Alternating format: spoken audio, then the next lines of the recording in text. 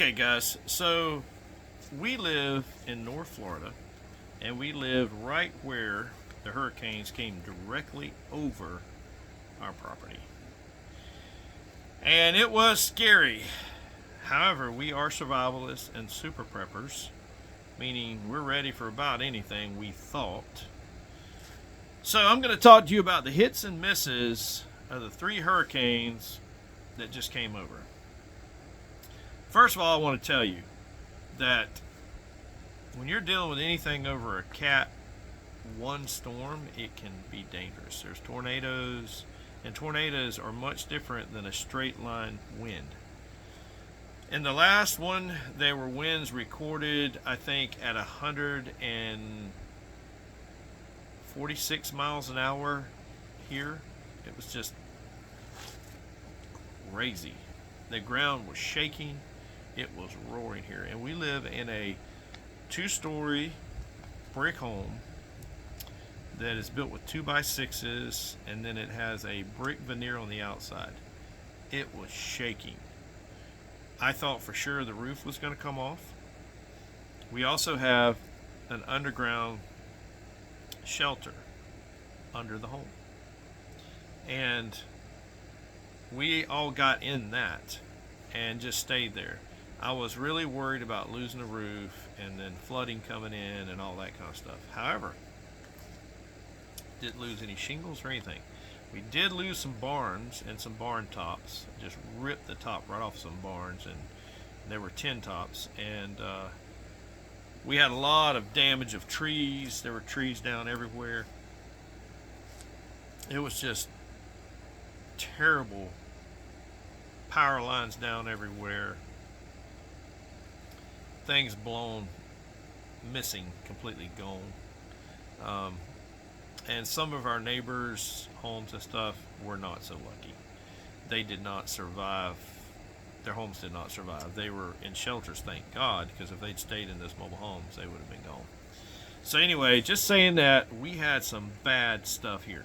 Now, I am a super prepper, ex-Army helicopter pilot. I am paranoid as it gets.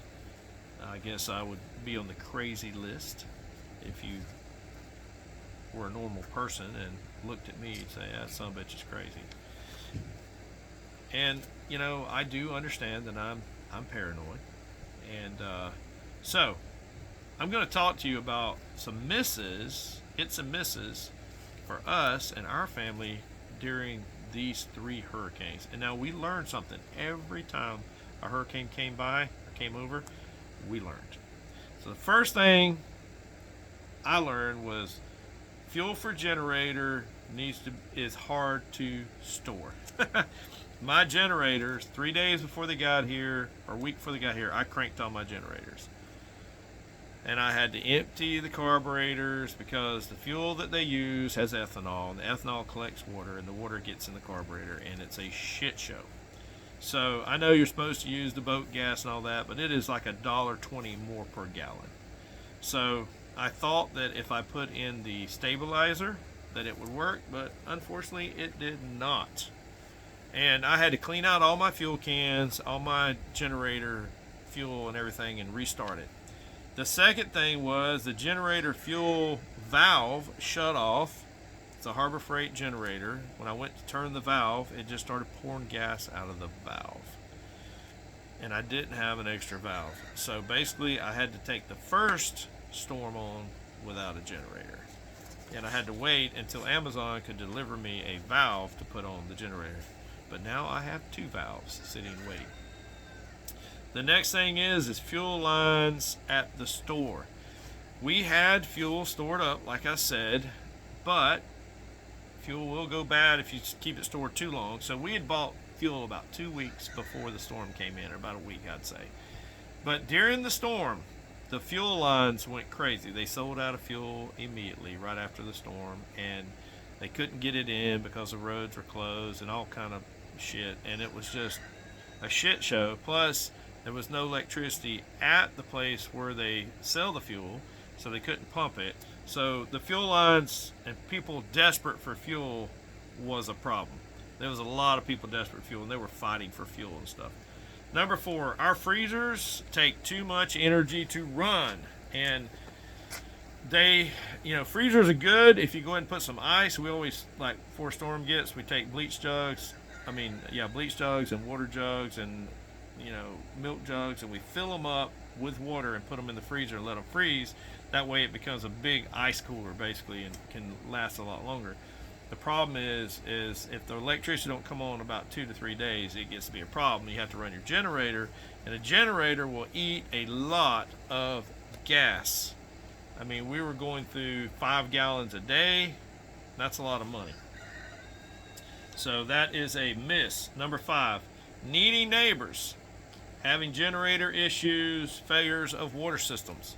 Yes, a lot of our neighbors had a lot of the same generator issues that we had, and they were needing to borrow things like window airs and a generator, and they needed gas and just all kind of stuff. And if you've got 40 gallons of gas, it's hard to tell your neighbor, no, you can't have 5 gallons of that, So needy neighbors, you need to plan on that. Number 6, water from fiberglass shingles, not a good idea. So yeah, on our home we have this top here, which is aluminum, but it's a bigger house here that has fiberglass shingles, and the rain hits the fiberglass, washes onto this, and then we catch it in barrels out here, and we were going to use that to bathe and wash dishes and stuff like that in. Well, and then we're going to boil it and all that.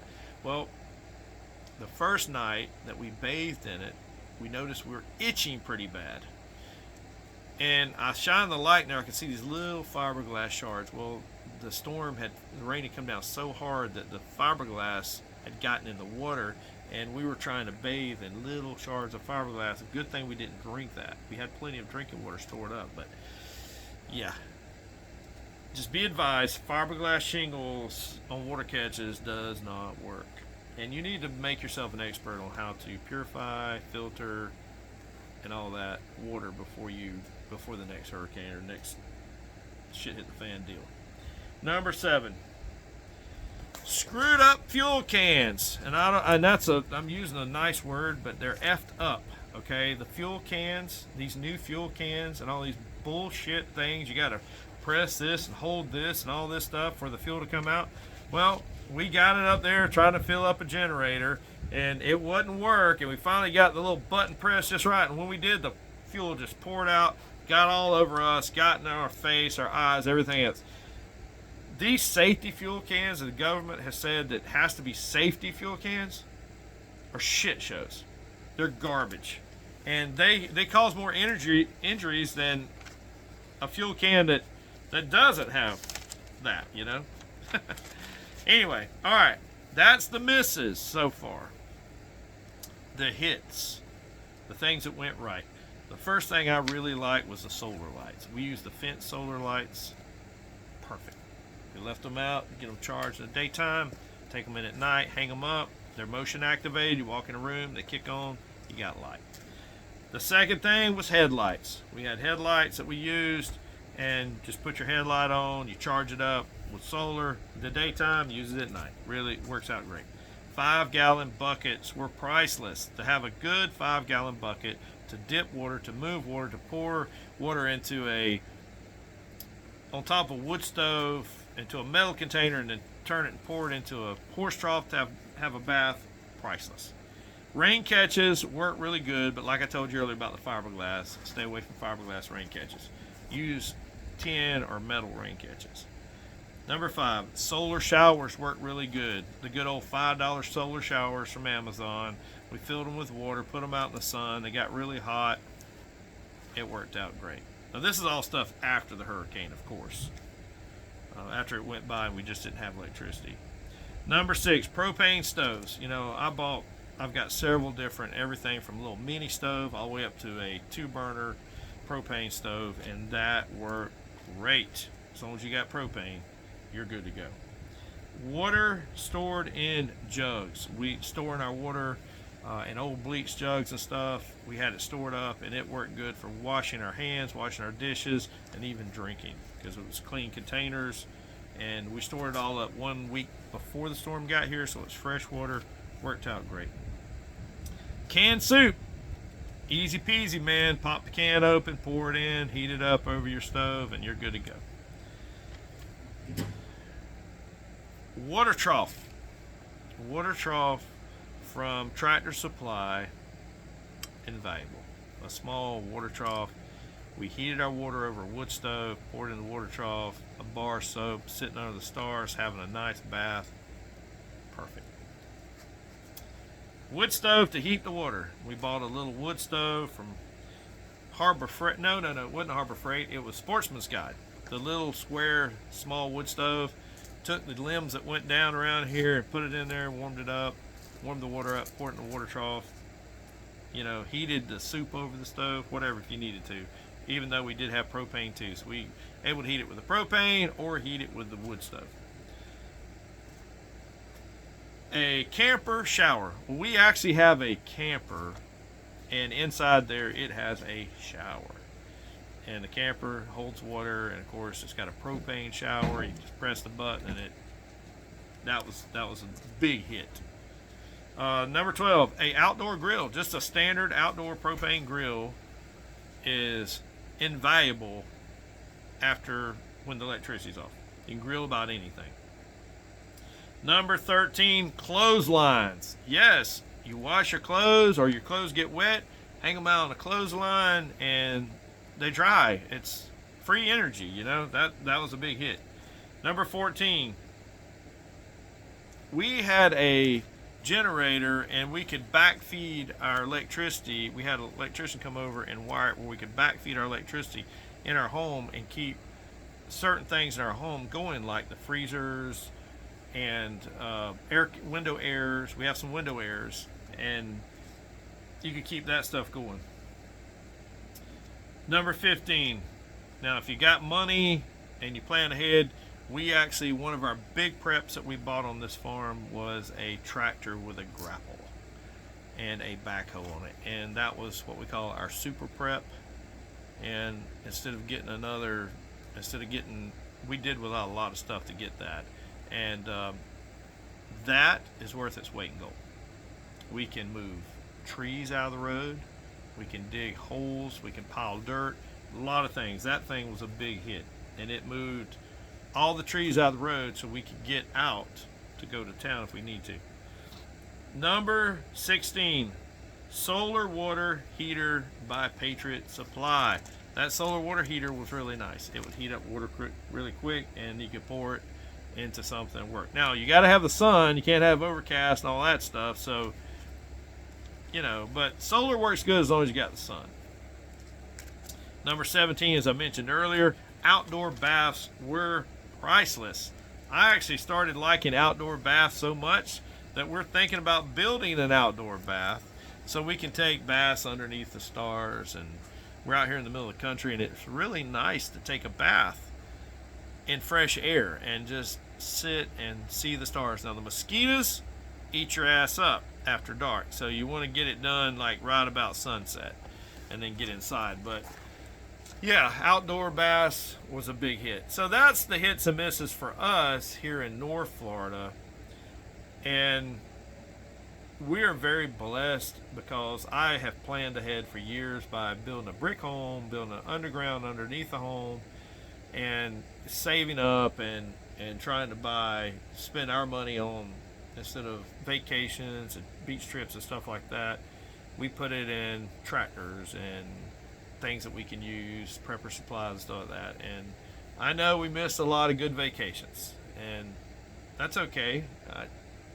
I don't like canned fun where you gotta get. Disney World is canned fun. That's where you pay your money, you get in the can and you have some fun.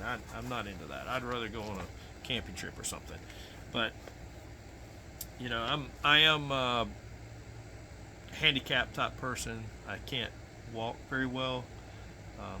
And so I have to do a lot of prior planning if I want to survive. So no time is better than right now to plan for the next storm and to keep notes. And that's why, guys, I gave you guys, I kept this little thing from day one of the storm. And I said,